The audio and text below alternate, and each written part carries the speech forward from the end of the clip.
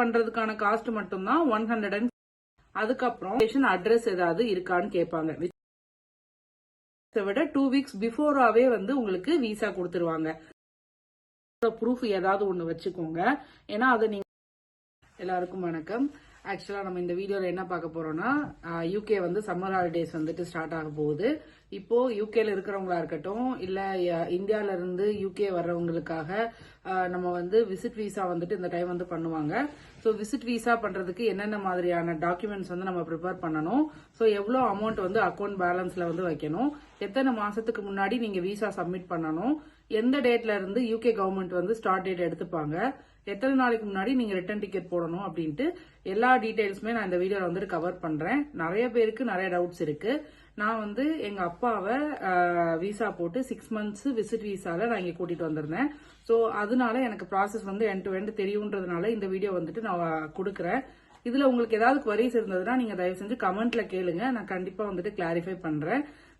நம்ம சேனல் இப்போதான் நீங்க ஃபர்ஸ்ட் டைம் பாக்குறீங்கன்னா, நம்ம சேனல்ல போடுற வீடியோஸ் வந்து உங்களுக்கு யூஸ்ஃபுல்லா இருக்குது அப்படின்னா நான் டெய்லி 2 ஷார்ட்ஸ் எல்லாம் கூட அப்லோட் பண்றேன். உங்களுக்கு பிடிச்சிருந்ததுன்னா நம்ம சேனல் வந்துட்டு நீங்க சப்ஸ்கிரைப் பண்ணிட்டு இந்த வீடியோவுக்கு ஒரு லைக் அண்ட் உங்களோட குவரிஸ் வந்துட்டு நீங்க கமெண்ட் பண்ணுங்க. நான் என்னால முடிஞ்ச அளவுக்கு ஃபாஸ்டா எல்லாருக்குமே நான் ரிப்ளை பண்ணிடுறேன். ஃபர்ஸ்ட் ஆஃப் ஆல் நம்ம என்ன பாக்குறோம்னா, விசிட் விசாவோட டைம் பீரியட் எவ்வளோ. ஸோ யூகேக்கு நீங்க விசிட் விசால வர்றீங்கன்னா உங்களோட டைம் பீரியட் வந்து 6 months. விசிட் விசால வர்றவங்களுக்கு நம்ம விசிட் விசாவோட சார்ஜஸ் வந்து எவ்வளவு ஆகும் அப்படின்னா 115 pounds வந்து நம்ம பே பண்ணணும். ஸோ நம்ம யூகே பவுண்ட் ரேஞ்சுக்கு வந்து 115 pounds நம்ம பே பண்ணி நம்ம விசிட் விசா வந்து அப்ளை பண்ணணும். இப்போ நீங்க விசிட் விசா அப்ளை பண்றதுக்கான காஸ்ட் மட்டும்தான் 115. அதுக்கப்புறம் உங்களுக்கு ஃபாஸ்ட் ட்ராக்ல வந்து உங்களுக்கு விசா ஸ்டாம்ப் ஆகி வரணுமா, அப்படி இல்லைன்னா நிறைய அதுல வந்து ஃபெசிலிட்டிஸ் இருக்கு உங்களுக்கு. நம்மளோட பேரண்ட்ஸுக்கு வந்து அங்க கைடன்ஸ் வேணுமா, சம்டைம்ஸ் வந்து பேரண்ட்ஸ் ஆர் இன்லாஸ் நம்ம யாரை இன்வைட் பண்றோமோ அவங்களுக்கு வந்து இங்கிலீஷ் கம்யூனிகேஷன் வந்து அவ்வளவா தெரியாது. அவங்களோட லோக்கல் லாங்குவேஜ் மட்டும் தானே அவங்களுக்கு தெரியும். ஸோ அவங்க வந்து கஷ்டப்படாம இருக்கணும்ன்றதுக்காண்டி அங்க விஎஃப்எஸ் குளோபல்ல வந்துட்டு நம்ம கைடன்ஸ் வந்து நம்ம கிளிக் பண்ணிக்கலாம். அதுக்கு சம் அமௌண்ட் வந்து பே பண்ற மாதிரி இருக்கும். ஸோ அது எல்லாமே நான் இந்த வீடியோல வந்து நான் கவர் பண்றேன். ஸோ இந்த வீடியோவோட எண்ட் வரைக்கும் பாருங்க. உங்களுக்கு நிச்சயமா ஏதோ ஒரு பாயிண்ட்ல ஒரு கொஸ்டின் வந்து உங்களுக்கு போயிட்டு இருக்கிற டவுட்டோட கொஸ்டின்ஸ் வந்து இந்த வீடியோல கிளாரிஃபை ஆகும்னு நம்புறேன். நம்ம வீடியோவை மறக்காம லைக் பண்ணிட்டு கமெண்ட் பண்ணிட்டு சப்ஸ்கிரைப் பண்ணிடுங்க. யூகே விசிட் விசா எப்படி அப்ளை பண்றதுன்னு நான் சொல்லிடுறேன். ஸ்டெப் பை ஸ்டெப்பா நான் இப்போ கவர் பண்ணல. ஆக்சுவலா நான் என்னென்ன மாதிரி சொல்றேன் அப்படின்னா, நீங்க யூகே கவர்மெண்ட் சைட்ல போயிட்டு நீங்க விசிட் விசா அப்ளை பண்ணிட்டு உங்களோட ஹோல் அப்ளிகேஷன் ஃபார்ம் நீங்க சப்மிட் பண்ணி முடிச்ச உடனே அது வந்து விஎஃப்எஸ் குளோபலோட அப்ளிகேஷன், அதாவது அப்பாயின்மெண்ட் புக் பண்றதுக்காக ஒரு பேஜ் வந்து வரும். ஸோ அந்த இடத்துல போயிட்டு நீங்க பே பண்ணணும். எவ்வளவு பே பண்ணணும்னா 115 pounds. அன்னைக்கு இருக்கிற கூகுள் ரேட்ல நீங்க ஐஎன்ஆர்ல பே பண்ணீங்கன்னா அன்னைக்கு இருக்கிற கூகுள் ரேட் படி எவ்வளோன்னு சொல்லி அதுவே காட்டும். நீங்க பவுண்ட்ஸ்ல பே பண்ணீங்க அப்படின்னா 115 pounds வந்து பே பண்ணணும். விசிட் விசாவோட டைம் பீரியட் வந்து 6 months இருக்கும். ஸோ நீங்க அப்பாயின்மெண்ட் புக் பண்ண உடனே, ஃபார் எக்ஸாம்பிள் நீங்க நெக்ஸ்ட் வீக் அப்பாயின்மெண்ட் புக் பண்றீங்கன்னா அப்பாயின்மெண்ட் போறதுக்கு முன்னாடி என்னென்ன மாதிரியான டாக்குமெண்ட்ஸ், என்னென்ன டாக்குமெண்ட்ஸ்லாம் நீங்க கொண்டு போகணும் அப்படின்றத நான் இந்த வீடியோவோட எண்ட்ல நான் சொல்லியிருக்கிறேன். மறக்காம பாருங்க. அந்த டாக்குமெண்ட்ஸ் எல்லாம் எடுத்துட்டு நீங்க விஎஃப்எஸ் குளோபல் போனீங்கன்னா அங்க உங்களுக்கு நீங்க அசிஸ்டன்ஸ் ஆல்ரெடி புக் பண்ணிருந்தீங்கன்னா அவங்களே வந்து உங்களோட ஃபார்ம்ஸ் எல்லாம் கலெக்ட் பண்ணிட்டு எந்தெந்த ஃபார்ம்ஸ் எல்லாம் வேணுமோ அதெல்லாம் வச்சுட்டு என்னென்ன ஃபார்ம்ஸ் எல்லாம் வேணாமோ அதெல்லாம் உங்கள்கிட்டயே கொடுத்துருவாங்க. ஃபைனலா பயோமெட்ரிக் எடுப்பாங்க. பயோமெட்ரிக் எடுத்துட்டு உங்களோட பாஸ்போர்ட் வந்து அவங்களே வாங்கி வச்சுப்பாங்க. வித்தின் 2 weeks வந்து உங்களுக்கு அந்த பாஸ்போர்ட் வந்து விசா ஸ்டாம்ப் ஆகி வந்துடும். ஸோ விசிட் விசாக்கு உங்களோட 6 months வேலிடிட்டி போட்டு அந்த விசா வந்து பாஸ்போர்ட்ல ஸ்டாம்ப் ஆகி வந்துடும். அதுதான் விசா. அது தவிர வேற எந்த விதமான ஷீட்ஸும் வந்து உங்களுக்கு வராது. அந்த டைம்ல உங்களுக்கு விஎஃப்எஸ் குளோபல்லே வந்துட்டு கம்யூனிகேஷன் அட்ரஸ் ஏதாவது இருக்கான்னு கேட்பாங்க. விச் மீன்ஸ் உங்களுக்கு பாஸ்போர்ட்ல இருக்கிற அட்ரஸ் ஒரு அட்ரஸா இருக்கும். நீங்க தற்சமயத்துல ஸ்டே பண்ணிக்கிற அட்ரஸ் வந்து வேற மாதிரி இருக்கும். ஸோ நீங்க எந்த அட்ரஸுக்கு உங்களுக்கு பாஸ்போர்ட் வந்துச்சுன்னா நீங்க ரிசீவ் பண்ணிக்கலாம் அப்படின்ற மாதிரி ஈஸியான வே வந்து கேட்பாங்க. ஸோ உங்களுக்கு கரண்டான அட்ரஸ் ஏதாவது இருந்ததுன்னா நீங்க அந்த அட்ரஸ் நீங்க பேப்பர்ல நோட் பண்ணி கொடுத்தீங்கன்னா அந்த அட்ரஸுக்கு தான் அவங்க பாஸ்போர்ட் வந்துட்டு டெலிவரி பண்ணிடுவாங்க. ஸோ இதுதான் விசிட் விசாக்கு த ஹோல் ப்ராசஸே. ஸோ இதுல என்னென்ன மாதிரியான விஷயங்கள்லாம் நீங்க வந்து கேர்ஃபுல்லா பண்ணணும்னு நான் சொல்றேன். இப்போ ஜூலை 10th வந்து நான் எங்க அப்பாவை நான் கூட்டிட்டு வர போறேன் அப்படின்னா அட்லீஸ்ட் 2 months பிஃபோராவே நீங்க வந்துட்டு விசா வந்து ஸ்டார்ட் பண்ணிருங்க. அப்போ நான் மே 10th வந்து நான் ஸ்டார்ட் பண்ணிருப்பேன். மே 10th நான் ஸ்டார்ட் பண்ணும்போது நான் வந்து ஸ்டார்டிங் பீரியட் வந்து ஜூலை 8th or 9th நீங்க போட்டீங்கன்னா தான் உங்களுக்கு விசா வந்து ஜூலை 5th இருந்தோ 6th இருந்தோ இல்ல ஜூலை 1st வீக்ல இருந்தே கூட கிடைக்கும். பட் நீங்க ஜூலை 10க்காக நீங்க June 1st week June 2nd வீக்கே வந்து அட்வான்ஸ்டா போட்டீங்கன்னா ஸோ யூகே கவர்மெண்ட் படி என்னன்னா அந்த டைம்ல உங்களுக்கு வால்யூம் வந்து கம்மியா இருந்ததுன்னா அவங்க நீங்க போட்ட வீக்ஸை விட 2 weeks பிஃபோராவே வந்து உங்களுக்கு விசா கொடுத்துருவாங்க. விச் மீன்ஸ் மே லாஸ்ட்லயே வந்துட்டு கொடுத்துருவாங்க. So July 10th travel data இருக்கும். ஐ மீன் ஜூலை 10th தான் உங்க பேரண்ட்ஸ் வந்து வரக்கூடிய டைமா இருக்கும். பட் மே லாஸ்ட் வீக்கே வந்து உங்களுக்கு விசா வந்து ஸ்டார்ட் ஆயிடும். So the whole June month வந்து உங்களுக்கு வேஸ்ட் ஆயிடும். ஸோ இன்கேஸ் அவங்களால டிராவல் பண்ண முடியாது, அந்த மந்த் வந்து வீட்டில் வேற ஏதாவது கமிட்மெண்ட் இருந்ததுன்னா அந்த 1 month விசா வந்து உங்களுக்கு வேஸ்ட் ஆயிடும். ஸோ ரிமைனிங் ஜூலை 10 to அந்த அடுத்து இருக்கிற 5 months மட்டும் தான் அவங்க இங்க ஸ்டே பண்ற மாதிரி இருக்கும். ஸோ த ஹோல் 6 months வந்து உங்க பேரண்ட்ஸோ உங்க இன்லாஸோ யாரை நீங்க கூட்டிட்டு வரீங்களோ அவங்க இங்க இருக்கணும்னு நினைச்சீங்கன்னா நீங்க அந்த டேட் வந்து கரெக்டா போட்டுருங்க. இல்லைன்னா ரொம்ப சீக்கிரம் கொடுத்துருவாங்க. இங்க என்னோட கலீக்ஸ்லாம் நிறைய பேருக்கு வந்து இங்க டெலிவரி எல்லாம் வந்துட்டு நடந்திருக்கு. ஸோ டெலிவரி அப்போ பேரண்ட்ஸோ இன்லாஸோ வந்துட்டு அவங்க போடும்போது இந்த மாதிரி 1 month 2 month வந்து முன்னாடியே வந்துருது. ஸோ அவங்களுக்கு தேவையான பீரியட்ல அவங்களால இங்க இருக்க முடியாம போயிடுது. அதனாலதான் இந்த ஒரு பாயிண்ட் மட்டும் நான் கவனிச்சுக்கோங்க அப்படின்னு சொல்லி சொல்றேன். முக்கியமான கொஸ்டின் மட்டும் நான் கவர் பண்றேன். Type of visa or application வந்து உங்களோட அப்ளிகேஷன் ஃபார்ம்ல type of visa or application வந்து கேட்டிருப்பாங்க. அந்த இடத்துல நீங்க விசிட்டர் விசான்னு சொல்லி போட்டுறணும். அதுக்கப்புறம் what is the main reason for your visit to the UK அப்படின்றது வந்து டூரிசம் சொல்லி போட்டுங்க. Including visiting family and friends அப்படிங்கிற ஆப்ஷன் இருக்கும், அதை செலக்ட் பண்ணிக்கோங்க.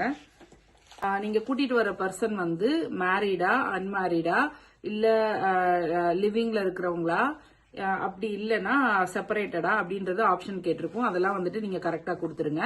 இன்னொரு முக்கியமான விஷயம் பாத்தீங்கன்னா ஊர்ல வந்து அவங்க ஒரு கவர்மெண்ட் எம்ப்ளாயா இருந்தாங்க அப்படின்னா அவங்களுக்குலாம் ப்ரொசீஜர் நிறையவே இருக்கும். அதே மாதிரி சென்ட்ரல் கவர்மெண்ட்ல இருந்து ரிட்டையர்ட் ஆனவங்க அப்படின்னா for example military Mena இருந்திருந்தாங்கன்னா X military மேனா இருந்திருந்தாங்கன்னா அவங்கலாம் வந்துட்டு பிஓ நம்பர்லாம் வந்துட்டு கையில வச்சுக்கலாம். அதெல்லாம் வந்துட்டு ஒரு additional proof that particular candidate will go back to India and they will start their own business. ஆக்சுவலா இந்த விசிட்டர் விசாக்கு இவ்வளோ கஷ்டமா இந்த ப்ராசஸ் வச்சிருக்கிறதுக்கான ரீசனே வந்து இங்க வந்துட்டு இங்கே ஸ்டே பண்ணிடக்கூடாதுன்றது மட்டும்தான். ஸோ வந்து என்னன்னா அவங்க ரிட்டர்ன் போயிடுவாங்க அப்படின்றதுக்கு ஒரு சின்ன ப்ரூஃப் இருந்தா மட்டும் போதும், இந்த விசா ஈஸியா வந்துட்டு அப்ரூவ் ஆயிடும். நான் இருக்கேன், எனக்கு ஒரு தங்கச்சி இருக்கு, ஸோ அப்பா இங்க வர்றாங்க, ஸோ தங்கச்சி அங்க இருக்கிறதுனால ரிட்டர்ன் போவாங்க அப்படின்னா அது ஒரு வேலிட் பாயிண்ட். ரெண்டாவது பாத்தீங்கன்னா அப்பாவுக்கு அங்க சொந்த வீடு இருக்கு, ஸோ அப்பாவுக்கு அங்க பிசினஸ் இருக்கு, ஸோ அவங்க வந்து ரிட்டர்ன் போயிடுவாங்க, அது பாக்குறதுக்காண்டி போயிடுவாங்க அப்படின்னா அது ரெண்டாவது பாயிண்ட்.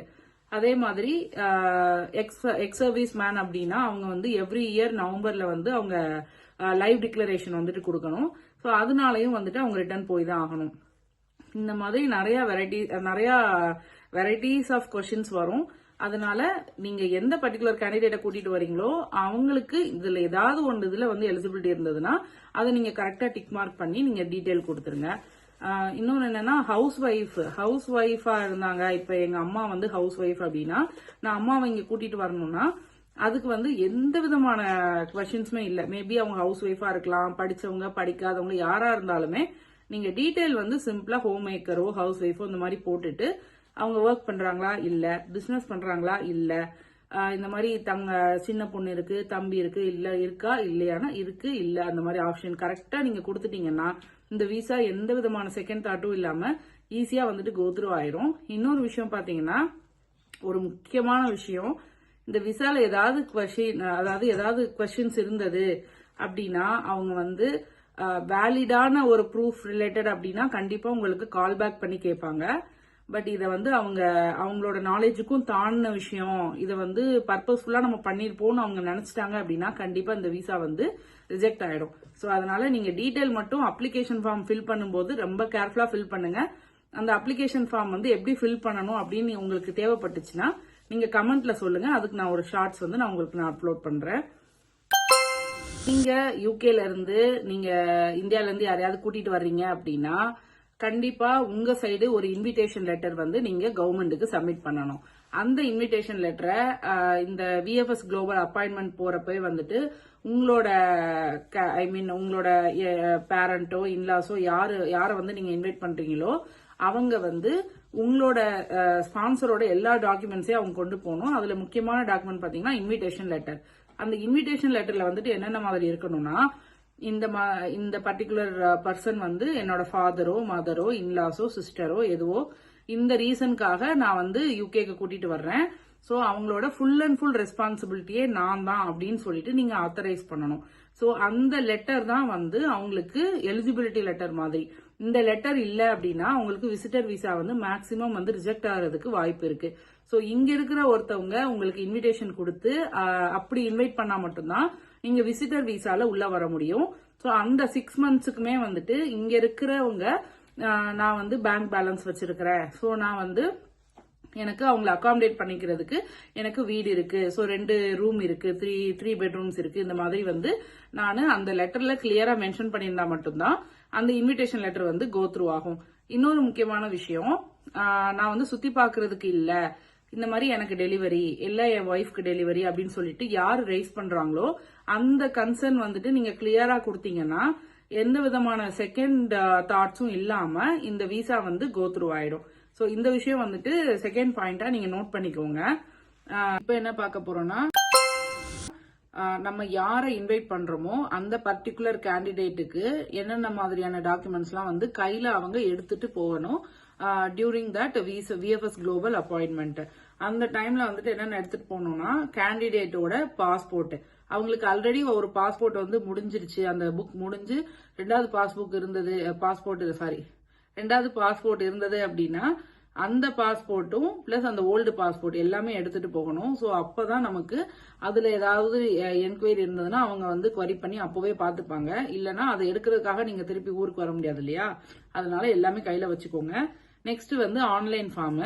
நம்ம விசா வந்து நம்ம சப்மிட் பண்ணிருப்போம்ல ஆன்லைன்ல, அந்த அப்ளிகேஷன் ஃபார்ம் கிட்டத்தட்ட ஒரு 12 பேஜ் இருக்கும். அந்த பேஜ்ல இருந்து உங்களுக்கு அந்த அமௌண்ட் பே பண்ணி முடிச்ச வரைக்கும் ஒரு ஃபார்ம் வந்து வரும். அந்த ஃபார்ம் வந்துட்டு நீங்க டவுன்லோட் பிடிஎஃப் கொடுத்தீங்கன்னா அது வந்து டவுன்லோட் ஆயிடும்.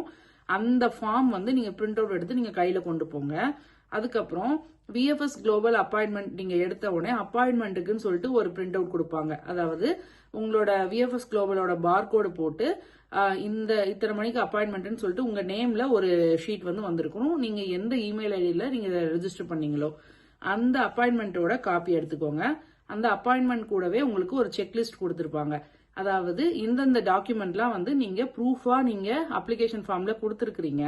சோ அந்தந்த அப்ளிகேஷன்லாம் வந்துட்டு நீங்க மறக்காம எடுத்துக்கோங்க அப்படின்னு சொல்லிட்டு, அந்தந்த ப்ரூஃப்லாம் வந்து நீங்க மறக்காம எடுத்துக்கோங்கன்னு சொல்லிட்டு ஒரு செக்லிஸ்ட் கொடுத்திருப்பாங்க.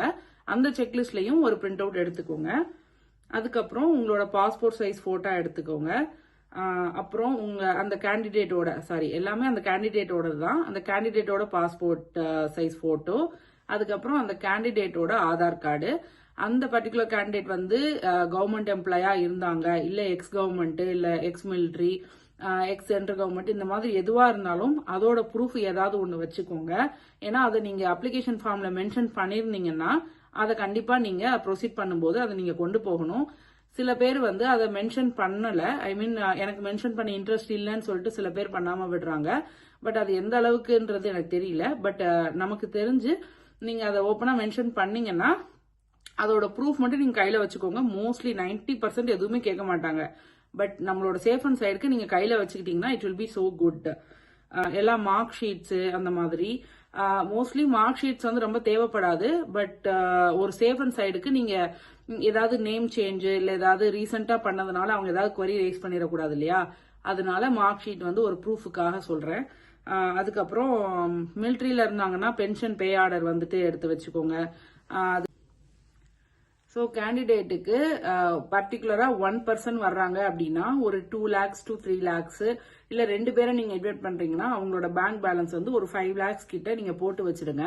4 lakhs to 5 lakhs நீங்க போட்டு வச்சிடுங்க. அட்லீஸ்ட் அவங்க ஆல்ரெடி வச்சிருப்பாங்க, அப்படி இல்லை அப்படின்னா கூட நீங்க டிரான்ஸ்ஃபர் பண்ணி அவங்களோட அக்கௌண்ட்ல அட்லீஸ்ட் ஒரு 1 month 2 monthsக்கு முன்னாடியே நீங்க வந்து அவங்க அக்கௌண்ட்ல போட்டுருங்க. அந்த அக்கௌண்ட் ஸ்டேட்மெண்ட் வந்து 3 to 6 months அக்கௌண்ட் ஸ்டேட்மெண்ட் வந்து எடுத்துட்டு தான் அவங்க விஎஃப்எஸ் குளோபலுக்கு போகணும். இந்த பேங்க் ஸ்டேட்மெண்ட் வந்து ரொம்ப ரொம்ப முக்கியம். எதனாலனா அவங்க யூகே வந்ததுக்கு அப்புறம் இன்கேஸ் இன்வைட் பண்ண எங்களுக்கும் உள்ள வந்த அவங்களுக்கும் ஏதாவது ஒரு மிஸ் அண்டர்ஸ்டாண்டிங்னால எங்களால அவங்கள டேக் கேர் பண்ணிக்க முடியலனா அவங்க கிட்ட இருக்கிற அமௌண்ட்டை வச்சு they can able to go back to their country அப்படிங்கிறதுக்காக மட்டும்தான் அது வந்து ஒரு ப்ரூஃப் ஆஃப் எவிடன்ஸ். இன்கேஸ் அந்த மணி உங்களுக்கு நீடா இருந்தது அப்படின்னா அவங்க கைக்கு விசா போனதுக்கு அப்புறம் கூட நீங்க அதை வித்ட்ரா பண்ணிக்கலாம். பட் அந்த டியூரிங் தட் விசா ப்ராசஸ் அந்த என்டையரா அந்த 2.5 month வந்து நீங்க கண்டிப்பா அவங்க அக்கௌண்ட்ல வந்து நீங்க பேங்க் பேலன்ஸ் வச்சிருக்கணும். இதுதான் வந்துட்டு கேண்டிடேட்டுக்கு தேவைப்படுற ஒரு விஷயம். இது ஸ்பான்சர், அதாவது இன்வைட் பண்ற நம்ம என்னென்ன மாதிரியான டாக்குமெண்ட்ஸ் வந்து நீங்க கொடுக்கணும் அப்படின்னா எங்களோட ப்ரூஃப் வந்து அவங்க வந்து என்னென்ன கொண்டு போகணும் அந்த விஎஃப்எஸ் குளோபலுக்கு அப்படின்னா ஃபர்ஸ்ட் இன்வைட் பண்றவங்களோட ஸ்பான்சரோட passport front and back print out, அதுக்கப்புறம் இ விசா. இப்போ ஃபர்ஸ்ட் வந்து பிஆர்பி கார்டு இருந்தது, இப்போ பிஆர்பி கார்டு எல்லாமே எக்ஸ்பைரி ஆயிடுச்சு. இ விசா, ஸோ இ விசாவோட பிரிண்ட் அவுட் ஒன்று எடுத்து கொடுத்துருங்க. அதுக்கப்புறம் ஹெச்ஆர் லெட்டர், எந்த கம்பெனில நீங்க ஒர்க் பண்றீங்களோ அந்த பொசிஷன் பிளஸ் உங்க சேலரி எல்லாம் போட்டு ஒரு ஹெச்ஆர் லெட்டர் இருக்கும், அந்த ஹெச்ஆர் லெட்டரோட பிரிண்ட் அவுட் வந்து ஒரு காப்பி கொடுத்து விட்டுருங்க.